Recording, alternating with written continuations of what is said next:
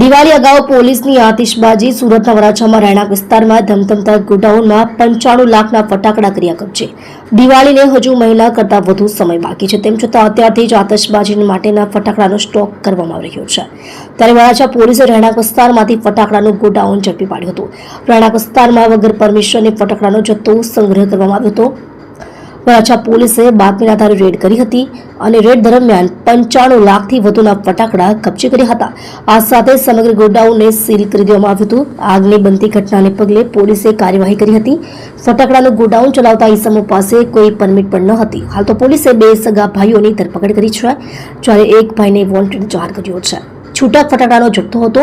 આરોપીઓ મૂળ ભાવનગરના હમીરપરાના ચેતનભાઈ ધરમશીભાઈ સાંગાણી, તેના બંને ભાઈ અશ્વિન અને મોનજીભાઈ ઉર્ફે મુન્નાભાઈએ સંતોષીનગરમાં પરેશભાઈ દાનાભાઈ આહિરની દુકાન અને ગોડાઉન ભાડેથી રાખ્યું હતું, જેમાં ગેરકાયદેસર સ્ફોટક ફટાકડાનો સ્ટોક સંગ્રહ કરી રાખ્યો હતો।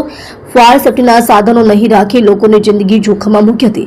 આ અંગે વરાછા પોલીસને બાતમી મળતા રેડ કરી હતી, જેમાં સ્ફોટક પદાર્થ, અલગ અલગ કંપનીના ફટાકડાના ખાખી કાર્ટૂન અને અલગ અલગ કંપનીના છૂટક ફટાકડા અંદાજે 95,17,000નો જથ્થો મળી આવ્યો હતો। આ દુકાન અને ગોડાઉનનું 75,000 રૂપિયા માસિક ભાડું ચૂકવવામાં આવતું હતું। તમે જોઈ રહ્યા છો લોકચક્ર ન્યૂઝ 24 ઇબ્રાહિમ શેખની સાથે।